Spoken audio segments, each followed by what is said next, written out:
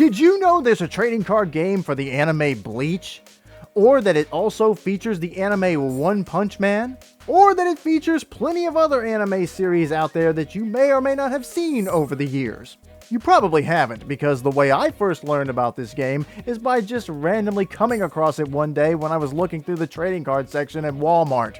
This is Union Arena, a fairly new anime TCG that first launched in English back in September of 2024.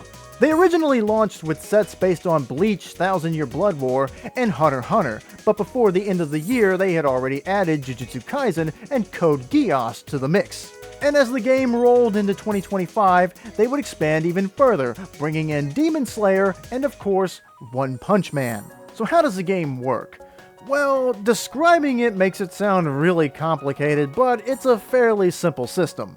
You set cards for energy, you have a set number of turns that gradually increases as the game goes on, and you attack when you have the opportunity. Each player has life cards on the side that if they are attacked directly they will have to draw, and the loser will be the one who loses all of their life cards.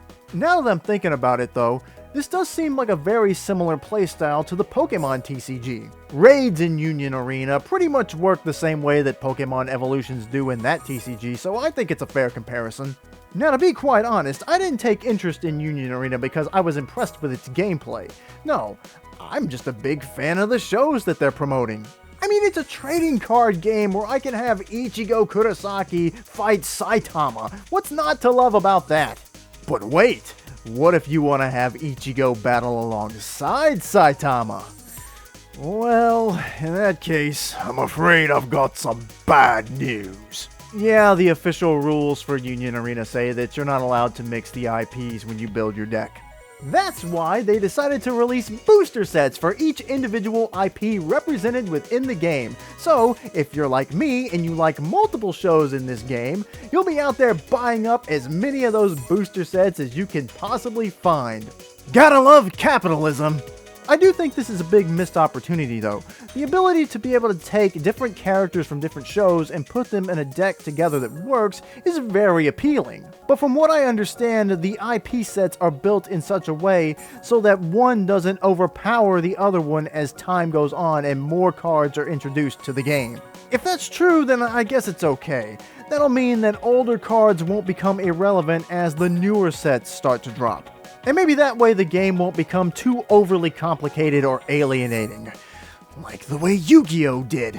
Now, as far as the IP being represented within the game, which in my opinion is the true appeal of this game in the first place, I think they're off to a pretty good start.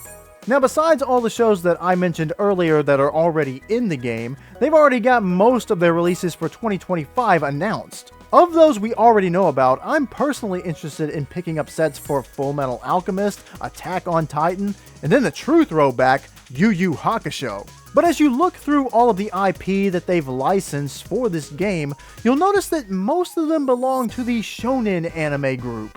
This makes me wonder if this is going to be the only type of show that they try to bring in for this thing.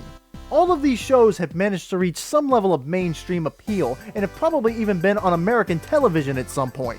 But if mainstream appeal really is important to getting a release for this game, then what are the chances that maybe something like Sailor Moon shows up? In terms of the cultural impact, Sailor Moon set the standard for what future shoujo magical girl manga would be.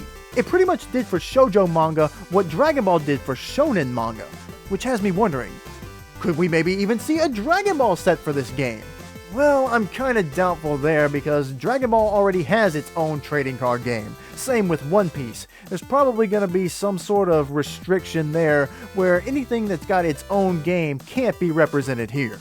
Of course, I could be totally wrong about that, but the potential for people to get confused in trying to differentiate between Dragon Ball TCG sets and Union Arena Dragon Ball themed TCG sets, I just don't think it'll happen. I do think though that they stand to make a lot of money if they can bring in Naruto, because the Naruto TCG died back in 2013, so it's been over a decade since that was around. And Naruto's a shonen anime, so it already works well with what they've already got. But what do you guys think? Are you interested at all in this Union Arena trading card game? Does the limitation of only having one IP represented within a deck hurt the game in your opinion, or does it make the game better? Thanks for watching this video, I really appreciate it. If you want to support my channel, then hit that thumbs up button and subscribe if you haven't already. Now, I'm gonna email Bandai and try to get them to release a set for one of the greatest anime ever created, Gun Parade March.